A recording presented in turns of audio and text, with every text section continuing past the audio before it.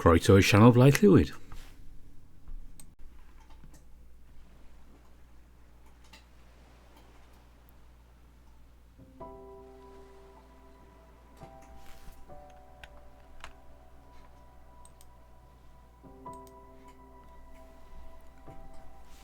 Welcome back to Adastra.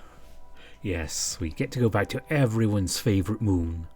This is Interea, and for those of you who haven't been following the Echo project too closely, Khemia is on a brief hiatus, so we'll be spending some time back with Amicus and Tibor again. And this takes part around the third act of Adastra. If you do remember that it's mentioned that Amicus and Tibor, along with Cass and Alex, will go on a tour of the cities of Adastra. And that's actually what we're going to see now. This is just kind of a short intro to it, which Howley's put together. And while I'm talking, I hope you're admiring this amazing little animation here. That's great work. Okay, you admired it now? Okay, you can go back and watch this later. Or even better, go and download it. It's free. But right now, we're going to start up with Interea.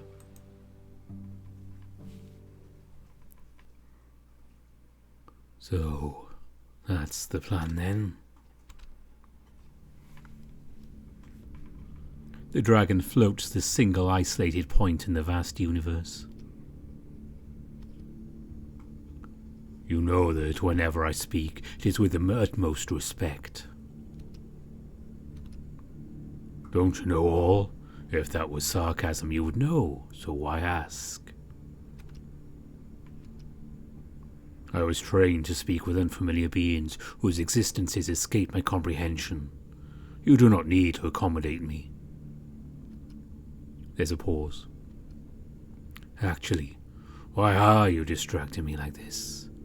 You know the Galenians are actually easier to speak to. Apologies. It is not my place to speak of such tender things. You do have such tender feelings. Indeed, that was sarcasm, but let me speak seriously once more. After watching their first mission so terribly, don't you feel the human and wolf have been through enough? Why risk their livelihoods once more? Yes, not my place. Well, despite your best efforts, there remain sapient feelings of empathy within me. Yes, fine. I shall begin watching. He claps his paws together, honing his concentration, focusing it down from the vast stretches of the universe, from dimensions unseen, down to a single being in his own realm of existence. A single being on a single moon in a single bedroom next to his wolf. He summons this being with a simple name. Tibor, he mumbles quietly, and he disappears into a whirlpool of bending light.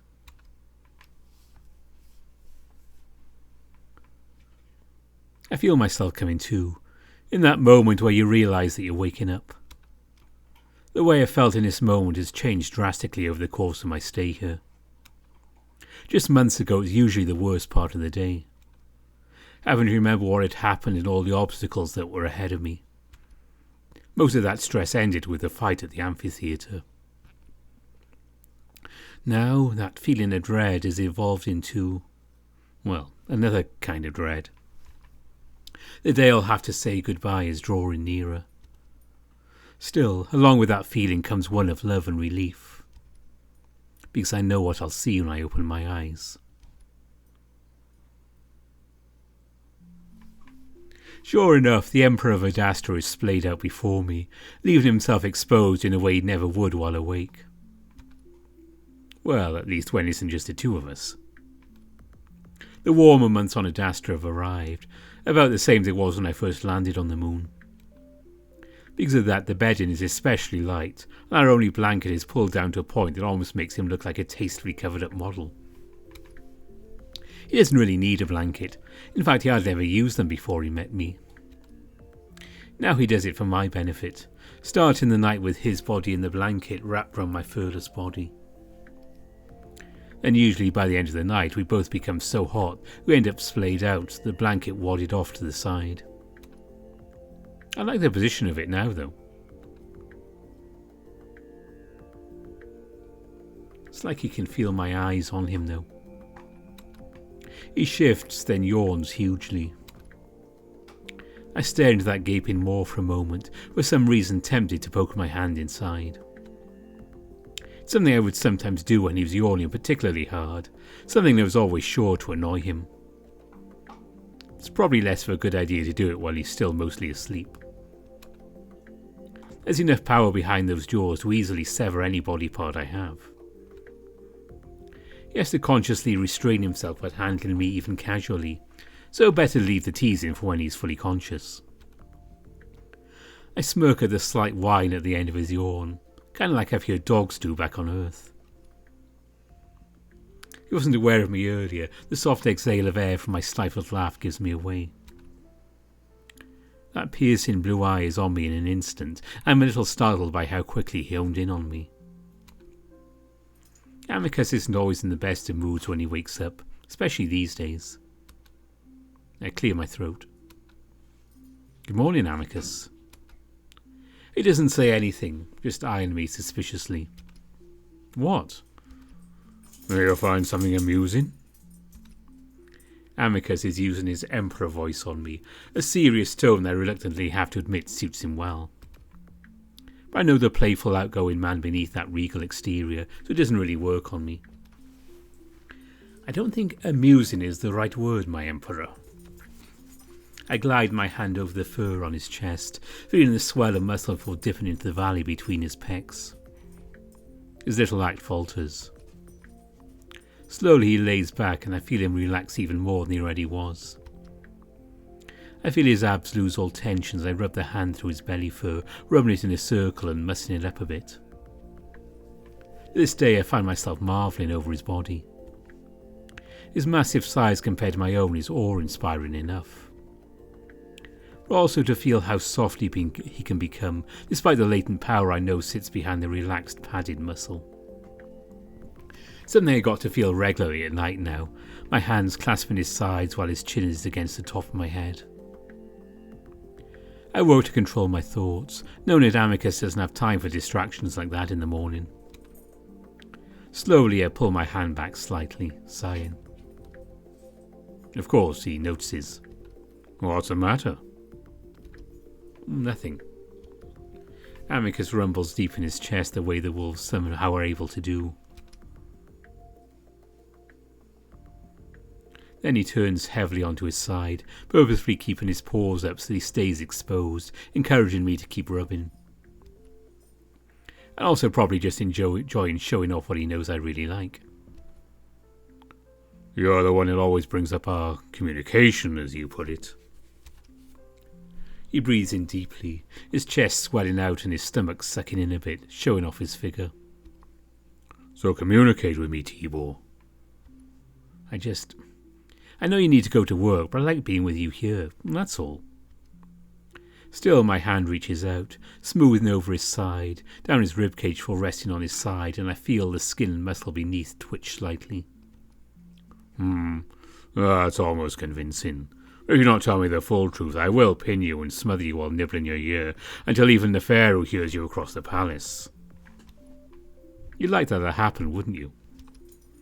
I eye the giant paws that Amicus keeps relaxed near his head. Oh, you would like it even more. The Pharaoh might like it most. He's weird like that. I open my mouth to keep up our banter. That's when Amicus does roll over before coming to a stop with his body arched over mine. He keeps himself on his knees and elbows so as to keep his weight off of me. I cringe, preparing myself the overwhelming way his flexible tongue is able to tickle my ear, but instead he presses his lips to mine. I lay underneath him, forcing myself to relax. Finally he pulls back, narrowing his gaze down his muzzle, looking me in the eye. Well, I love you, but we already discussed this further when I return. His more serious demeanour is melting away as he becomes more awake, rolling away to stand up next to the bed. I sit there ruefully, keeping myself covered with a blanket so my erection isn't all that obvious. That was mean. There's something just a little embarrassing about how I've known Amicus this long, yet he still has this kind of power over me. Oh, I was teasing. Partially, I will want to know if something's really bothering you. Is it the moon tour? I thought you'd be excited. I am. Seriously, I'm fine. I'm just glad we get to have these moments in the morning before you leave. And the week ahead, too. I eyes his demeanour. Now it looks like something's bothering you.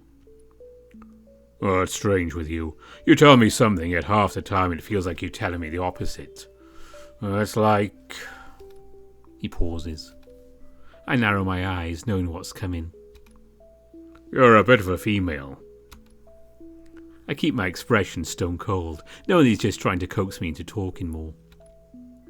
I also know that if I act offended, that will just give him the satisfaction of seeing me contradict myself when it comes to gender equality.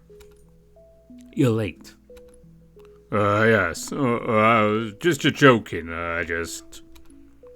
I get my own satisfaction seeing Amicus flustered over his failed attempt at teasing. I roll my eyes, waving him off to show that it's all right. We'll talk later today for sure, before we leave. We have all week to talk, but hurry before Virginia uses comm to call you. All right. Amicus hurries around the room, grabbing his cape and trousers before disappearing into the bathroom. He skips his usual shower, though he at least brushed his fur. He leans over, kissing me again quickly this time. My meeting should only go to the 11th hour. I'll see you then. You better be looking forward to our holidays. I am. Later. I smile back at him, which seems to satisfy the wolf, for he disappears out the door, leaving me alone in the bedroom. I listen to his heavy steps thunder down the hallway before sighing heavily again. What do you think, Com? Does the 11th hour really mean the 13th, or the 14th? The 11th hour refers to the 11th hour in the 19th hour Adastra day. Thank you, Com. Please pick up where we left off yesterday in Adastra, a history. Very well. I start to get ready myself, but at a much slower pace than Amicus. Meanwhile, I listen to what is considered the quintessential record of wolves on the moon. It's taken me several weeks to get through it. It began with Drusus 10,000 years ago, the moment he named the moon Adastra. Pre-Adastra, or the time of matter, is something I probably won't be getting to anytime soon. It's probably for the best considering how much more fractured and confusing the moon was in those days. Adastra's history is an easy to follow single line of emperorship, though it does start to blur together after 10,000 years. I've started to perk up a bit more as it's near the present day, especially with the mention of Amicus, his father. As I've gotten deeper into the history, I find myself wanting to pull back. While the Wolven approach has always been brutal, it's becoming more difficult to listen to now that it's focused on the father of my lover. Amicus seemed excited for me to learn that part of history. His own history, really. I haven't told him I've gotten to that point yet, though. The ruthless power moves and executions, both of which have occurred countless times over the past several millennia, feel quite a bit more personal. Amicus looks up to his father quite a bit, but now that I'm learning more about him... Emperor Potus saw to it that the Khemians would receive the message loud and clear, so he sent his trusted friend Cato to the planet Quarto 2413b, on which Khemian geneticists were uplifting a primitive Wolverine race. At this point I'm getting to the beginning of the Khemian War, the third one. Even the tone of the record seems to have become defensive. Just 57 light years away from Adastra, this was an affront to Wolven sovereignty. Cato thus cleansed the planet of the Khemian crime and returned peacefully to Adastra with no further bloodshed. Upon Cato's return, Emperor Potes received him with much fanfare. Hold on, Com. I just finished pulling on my robes. Now I sit on the edge of the bed, wondering if I really wanted to know. It's not like I can change history. Is it worth knowing something that's already done, that might paint my view of Amicus, his own father, in such a bad light? Well, the answer is yes. Understanding the wolves is the point of why I'm doing this. Read A Khemian Counterpoint to Adastra, A History, Chapter 12, Section 2. There's a pause. It doesn't take a genius to know that what I've just heard has been whitewashed to almost non-existence. Luckily, the Khemian that wrote this correction to Adastra and History organised the volume in a way that mirrored Adastra, A History. She wanted it to be as easy as possible to find the Khemian viewpoint on all of Adastra and History. Of course, Amicus doesn't know I've been pairing Khemian records with Adastra's own. I just needed something to balance all of this out. The planet Deshareth was first explored by the wolves 15,324 years after Khemia's unification. After discarding the planet as barren of promising sapient life, Khemia requested rights from Adastra to explore the planet themselves. This was granted after a price was negotiated and paid in precious metals. Exploration began in 18,342, and within 2 months, a promising sapient life form was discovered in the form of underground dwelling wolverine creatures. Uplift was initiated, but just 200 years into the project, Adastra finally learned of this sapient life form they missed centuries ago. Instead of initiating talks, the wolves instead launched a surprise attack, massacring over 500 Khemians and 135,000 uplifted wolverines. Only 2 wolverines were recovered by a rescue mission several months later. The atrocities committed against this peaceful uplift mission included extensive use of incendiary weaponry. Wanafehotep, the leader of the rescue mission, recalled that burnt corpses were left scattered in the hundreds across the region, left among the ruins of homes, schools, nurseries.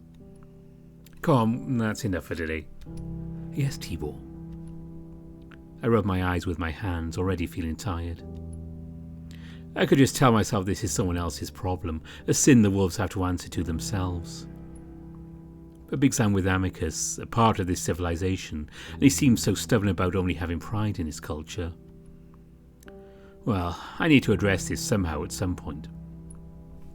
I don't want to always take the Khemians' word over Adastra's, but considering that the Khemians tend to admit when they made mistakes, it naturally makes me trust them more.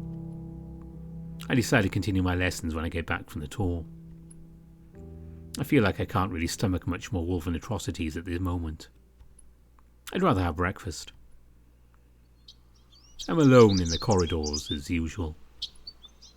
I tend to get out at a later time than the others. Not that I'd really enjoy the company of many of the others. My existence feels more and more lonely every day. Amicus says that will change after our trip. Suppose this tour is a bit like my introduction to the rest of the moon. Afterwards I'll be able to make more public appearances, according to Amicus. Initially this didn't sound all that appealing. The more time I spend within the corridors of the palace, the more I've changed my mind. The more I think about it, the more I feel the cramped walls of the palace closing in on me. Even now. I change my mind on breakfast mid-stride, instead take the route that'll take me to the front of the palace, wanting to go for a swim instead. It's been a while, and they always left me feeling exhausted in a good way. Much different than the tender weakness that the hot baths left me in every morning. Which reminds me. I stop by the door to the baths on the way, pressing the panel. A wall of steam smothers my face instantly. I'm glad I decided not to go with the usual routine today. The feeling of suffocation is exactly what I'm trying to avoid right now. The Pharaoh? My voice is weakened to the sudden change in humidity. I clear my throat. The Pharaoh? Ah, Tibor, I've been waiting for you. There are a few things I'd like to discuss before. Hey, I'm going for a lake swim instead today. You can join me if you want. There's a pause that goes on for a notable amount of time, then a sigh. There's an echoing sound of sloshing water, then the smacks of it hitting marble floors. You have quite the knack for choosing the worst of days, you know. Hey, hold on a moment. I'm already moving back into the hall, knowing the fairy well enough at this point to not just stand there and let him prattle on. Why do you choose the harsh cold of the murky, slightly polluted lake over the comforting warmth of the mineral water is beyond me. And with no time to make myself decent, and thanks for that. I side-eyed the big jackal, wondering why I didn't take the time to at least grab a towel. Hey, it's up to you. I just didn't want to leave you hanging in the baths expecting me to show up. The pharaoh slips on the marble before catching his balance in a stumble. And why are you naked? I'm just going to wait for you by the lake if you're going to come. Nothing you haven't seen before, eh? Not in the halls of the palace. And who else might see us? Anyone, but I'd be most worried about Amicus if I were you. He comes back early sometimes. Yes, I suppose that would be a worry. Wolven jealousy knows no bounds. We exit the palace into the gardens. I think he just finds you annoying. Annoyed by his own jealousy, maybe. I roll my eyes and start stripping off my robes on the beach, the pharaoh waiting patiently while I do. Speaking of an angry Emperor Amicus, I doubt he'd be happy to see you swim across the lake without safety measures in place. He and everyone else here just need to get used to the fact that humans aren't like other primates. The accidents happen no matter the species. The pharaoh's concern for rules and safety seems so out of character and I just can't take him seriously. Race you to the island. My muscles are so loose from the hot bath. I slap the water so it splashes in the pharaoh's body, making him gasp. Well, warm up then. Feeling giddy for the moon trip, I assume? It's just nice to be out of that stuffy palace. I start swimming, and even though I have a pretty good head start, the pharaoh catches up easily, though he swims alongside me at a measured pace. Unlike the wolves, Khemians are rather good swimmers, or at least the pharaoh is. I start wondering if I should have listened to him about safety measures. At least a sightseer to have something to cling to in case I cramp or something. I'm not too worried though. Sure enough, just as I feel my limbs starting to give out, I touch the sandy floor of the island. I'm gasping for air when I get to the beach, splaying out on my back, feeling exhaustion like I haven't in a long time. I'm vaguely aware of a slightly panting the pharaoh behind me, following me onto the beach. I suppose now you realise how foolish that was. I crack an eye open at the pharaoh, just enjoying all the feelings my body is sending me. Foolish? I feel great. Then I guess you're just a fool then. The anger in the pharaoh's tone catches me by surprise. I prop myself up my elbows, looking at him carefully. You alright? I am fine. You, on the other hand, were seconds from drowning. The odd spontaneous feeling I'd been under the spell of suddenly dissipates. It's quiet for a few seconds, and the pharaoh goes about shaking off and grooming his fur. Hey, listen, it's been a while since I've done a lot of swimming. I didn't know I started to practice. I'll be careful next time. Surely. I haven't felt these feelings from the pharaoh since all those months back when I'd stumbled in on him in his room, drunk and rambling on about his family. He hardly ever lets things get to him, so when he does, it's awkward. So I lay quietly on the sand, wondering if he'll explain this weird shift in mood. As always, patience pays off with the pharaoh.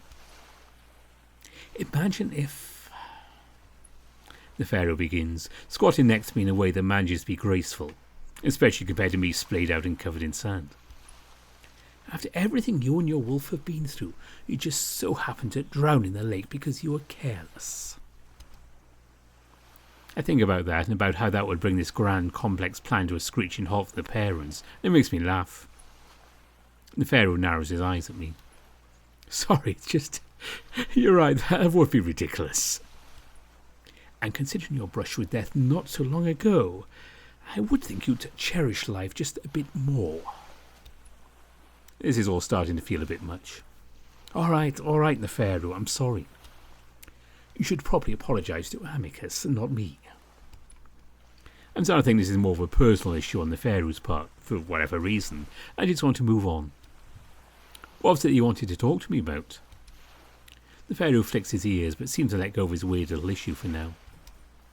Well, it relates a bit to what we were just speaking of. I sigh loudly, but the pharaoh talks over it. In the sense that I feel Amicus is probably portraying this as a grand adventure for all of us, instead of taking it a bit more seriously. To the point that I think he's forgetting how dangerous these things can be. Yeah, how so? Well, have you heard of the growing separatist movement in some of the major cities? I think back. I think so. The radicals want to separate from the parents, right? Well, remember that giving up one's fate to the parents is rather radical itself, as is the amount of change that has occurred under Amicus. I don't think Amicus is all that radical. Oh, by Wolven standards, he is. Trust me. So, it's all culminated in this. The fairy pauses with a look of surprise. It's almost comical. I look around in confusion. Then his expression turns to one of anger. What? The jackal puts a finger to his lips as he stands, then just walks off into the forest next to us. I listen to the crackling of branches, where it goes mostly silent. I look around again, suddenly feeling vulnerable. I actually start to wonder if these separatists are infiltrating the palace right now, and that's why Neferi wanted to talk to me so badly. Then I hear a yell that makes me leap up to my feet, heart pounding, not sure if Neferi could have possibly made a sound like that. Then I see what it is. Neferi comes rolling out of the forest 20 feet ahead of me, entangled with something that looks very familiar. Release me, Sanddog! What's the matter, Alex? We were doing this not so long ago and you very much enjoyed it. We are known for our acting abilities, as you know. Yes, but you are a terrible actor. You never can resist manhandling me, you brute. The tables have turned. I remember when you couldn't keep your paws off me. Oh yes, well. Perhaps I mistook you for being better endowed. Did Koto kick you so hard that you shrunk somehow? Yaha! The Pharaoh suddenly lets Alex go, letting him faceplant right into the sand. The water is simply cold, Alex. What a likely excuse. I've been watching the whole exchange with my mouth slightly open. I haven't seen Alex in months. Not only that, the interaction between the two of them is definitely weird. Like they're both used to doing it, liking it. The Pharaoh collects his breath first from their little testing match and narrows his eyes down at Alex. Enough story for the time, Alex. Why are you still spying on us when your cover's been blown and you have no communication with your home moon? Well, first of all, we were here first. I should be suspicious that you come to spy on me. Cassius is here. I look around, not sure if I'm actually wanting to see the wolf or not. Our relationship is definitely complicated after everything that has happened. Alex seemed to notice me for the first time. Oh, Tibor, you're here with Jackal. How are you this? Alex, don't. I guess I sound fed up enough and Alex gets his usual spiel so short. Oh, rude? Oh, I'm rude? I take a step forward and Alex stiffens up. The Pharaoh quickly steps between us. So, Cassius. That is none of your business, Jackal. I'd say after the way you two have treated me that... Alex, get that damn vine antenna thing. I'm tired of holding this. Shh. Alex makes such an intense felinoid hissing sound that if I could I'd lower my own ears. It's silent for a moment. There's some shifting around from deep within the thicket of trees. Everything all right, Alex?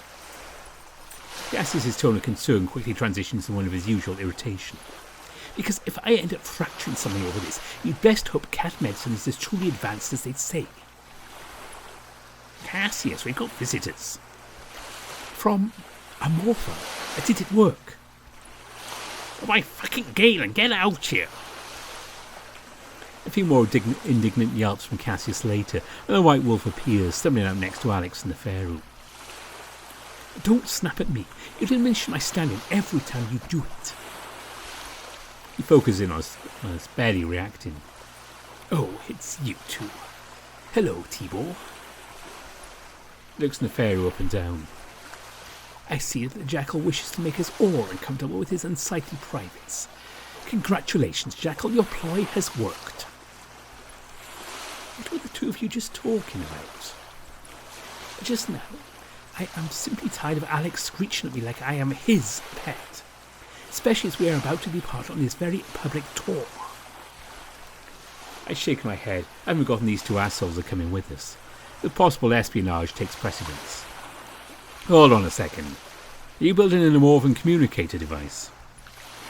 I don't know much about Amorva or its technology. Antennae made out of vine sounds like the plant tech Amorvans have mastered. Oh, that. Yes, yes indeed. Do you have such an interest in such technology, Tibor? But why the hell are you building it? Oh, this definitely goes against the rules. You agreed to stay here, Alex. Cassius looks around, seemingly confused. What? This isn't his project. I am simply fascinated with electronic foliage, and I'm learning the basics. By building it on this island where Alex had his last communication device? You can't be that dumb, Cassius. Excuse me? Oh, calm yourself, Cassius. You have no appreciation for modern technology. Khemians have such intense superiority complexes. Why are we bringing this prick with us again? That's just insane. Enough. Just because you are the Emperor's pet. Boyfriend? Cassius shudders violently. Pet, as I was saying, does not mean you can say whatever you like to me or my pet. Could date you both. The Pharaoh and I watched him walk down the length of the beach, then get into a sightseer I hadn't seen behind a bend of trees. Well, I suppose I'll have to speak to Amicus about this. The same. Even more to worry about on our little trip. I don't get why they're coming. But Cassius is still a popular force in Adastra politics. It's all politics, just as I'm being brought along to represent the sought-after alliance. I sigh, sitting in some shade. Then what am I? Well, I think Amicus is more fond of you than the rest of us. But otherwise most Adastrans haven't seen a human in person. Might as well get them used to it before your species' entry into the galaxies. Anyway, I must head back so I can prepare an appointment with Virginia. She must know about the ongoing dangers of Alex as well. To cut our conversation short, just remember that this tour is not all leisure. There's a great deal of danger when it comes to these separatists. They would die for their cause, just as most of us would. All right. Though do allow yourself to have fun, just with caution. I'll head back now and send a sightseer. Don't think about swimming back without one. I nod off and the Pharaoh heads off, still naked, though back to his old self at least. As I wait for the sightseer, I lay back in the cool, shaded sand and fall asleep. Awaken! I wake up with a jump, yelping under Amicus's furry form where he starts kissing me, his paws sliding up and down my body. I let him do that for a few seconds before pushing him off. Amicus, what the hell? Oh no, you're not lecturing me, especially not after you apparently swam here without a sightseer. I wince, cursing the Pharaoh for not being able to keep his mouth shut. And falling asleep under scant shade. Tibor, you've forgotten how badly you burned 2 months back. How could I forget? Amicus was so horrified by the prospect that he questioned how humans survived with so few natural defences. Well, I'm becoming more concerned about you every day. I rub my eyes as Amicus helps me to my feet. I was waiting for a sightseer. Well, it's here, and good thing too, our guide for the tour has arrived. Who? Amicus waves his paw dismissively. Oh, one of the bear siblings. He's weird like they always are, so I'll keep your interaction short. I frown. I think I can decide that for myself. Oh yes, of course. Now let's be on our way. Amicus lifts me to the bridle carry so I don't burn my feet on the sand. You're not waiting for me. I said at the 11th hour, you know. You're always late. Well, how could I be late on a day like this? I cling to my fiancé, listening to his deep voice rumble through his chest. Oh, you packed your essentials? Well, don't worry, I have not either.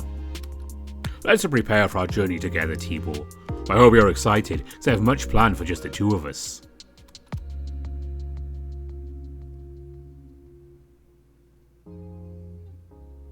To be continued. And that is the start of Interea. I hope you enjoyed it.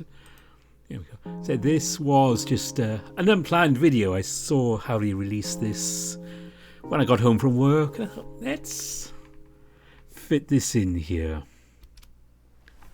So we'll definitely be carrying on with Interea. I don't know how many builds it's going to be. It'll be a massive VN. But I think we should have some fun and certainly see more of Adastra.